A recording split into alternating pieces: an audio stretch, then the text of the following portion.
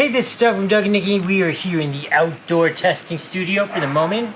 I'm going to show you this cool, it's a drone, it's a boat, it's a hovercraft, it's everything. I have never tried one of these before and I'm excited to try it. So I'll charge it up, we'll take it out, it's a beautiful day, we'll put it in the pool, see how it works.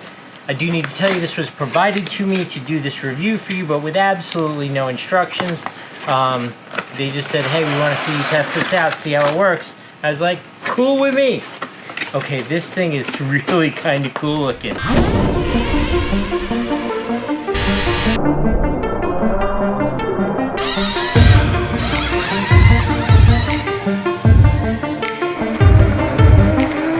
Here it is looking like a boat slash hovercraft. And then I'm wondering, is there a way how, oh, you hit this little button and boom, it takes off and now it is a drone.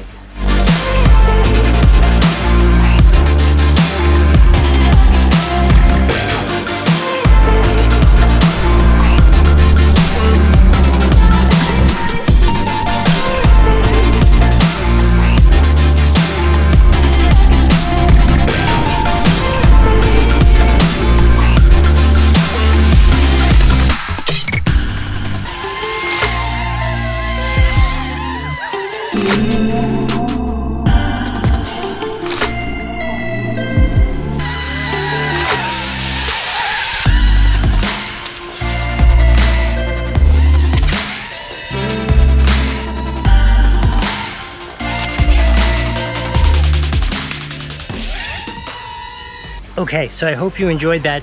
That was some of my most fun play I've had with one of these RC boat drone hovercraft kind of things. Super cool.